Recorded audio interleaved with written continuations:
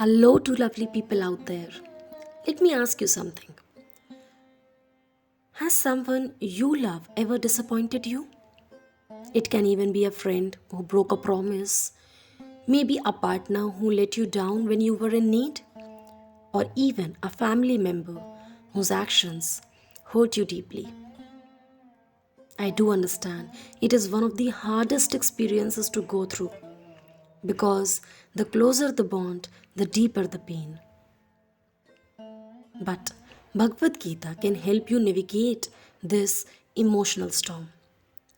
Today, we will uncover the profound teachings of Krishna on how to heal and grow when someone you love disappoints you. First, let us acknowledge how it feels, because acknowledging is the first step to any solution. Disappointment often stems from expectations, doesn't it? Because we expect people to behave in a certain way, and when they don't, it hurts. But Krishna teaches us in verse 47 of chapter 2 that you have the right to perform your duties, but you are not entitled to the fruits of your actions.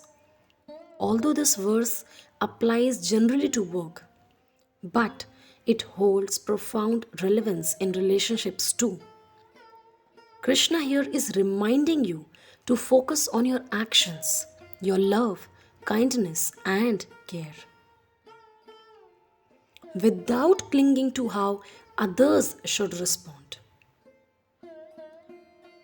This obviously does not mean that you will not feel hurt, but it aims to teach you to let go of those rigid expectations and embrace acceptance. When someone disappoints you, the first reaction is often anger or sadness. But Krishna in verse 29 of chapter 6 gives us a very powerful perspective. He says, the true yogi sees the self in all beings and all beings in the self. To simplify, this verse reminds us that everyone is connected. When someone disappoints you, it is not because they are bad, it is because they are human, just like you and me. Imagine a friend forgot your birthday. Now, instead of focusing on the hurt, try asking, could they be overwhelmed or distracted by their struggles? Trust me, my friend, this shift in perspective can dissolve the resentment. Krishna introduces the concept of detached compassion, a balance between loving someone and not letting their actions control your peace. In verse 23 of chapter 5, Krishna is not asking us to suppress our emotions. Instead, he is trying to teach us to rise above them. For example, if a loved one cancels the plan last minute, instead of reacting with frustration, pause, which you always, in fact, we all always do. Remind yourself, my peace is not dependent on their behavior. Detachment isn't coldness, it is freedom. This is a very powerful line if you understand the true meaning behind it. I repeat, detachment isn't coldness, it is freedom.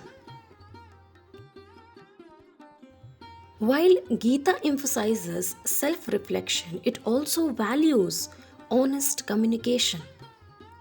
Krishna says in verse 15 of chapter 17, speech that does not disturb others is truthful, pleasant, and beneficial is considered the austerity of speech.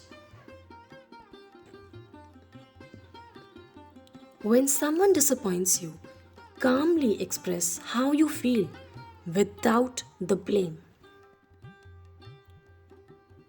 For example, Say, when this happened, I felt hurt because I value our bond. Trust me, communication like this invites understanding rather than defensiveness. Forgiveness is a central theme in the Bhagavad Gita. Krishna, in verse 3 of chapter 16, describes forgiveness as a divine quality.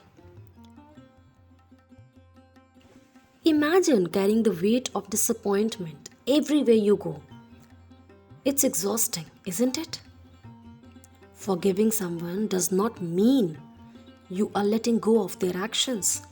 It simply means that you are releasing yourself from the pain. You can think of it as dropping a heavy bag you no longer need to carry. Lastly, Krishna reminds us in verse 45 of chapter 18 to focus on our dharma, your purpose and values. When a loved one disappoints you, don't let it derail your path. Instead, channel your energy into personal growth. For example, if a colleague betrays your trust, use the experience to reaffirm your integrity and continue contributing positively. My friend, life is a dance of connection and imperfection. When someone you love disappoints you, it is an opportunity to grow in understanding, compassion, and resilience. The Bhagavad Gita teaches us that peace does not come and it does not have to come from controlling others. Instead, it has to come from mastering your own hearts. Today, as you go about your day, take a moment to reflect. What can I let go of to find peace in my relationships? Remember, the wisdom of Gita is always with you, guiding you like a gentle whisper of the soul. Thank you for joining me. If this video resonated with you, share your thoughts in the comment. I'd really love to hear your stories. And remember, no matter what happens, you have the strength to rise above and create peace.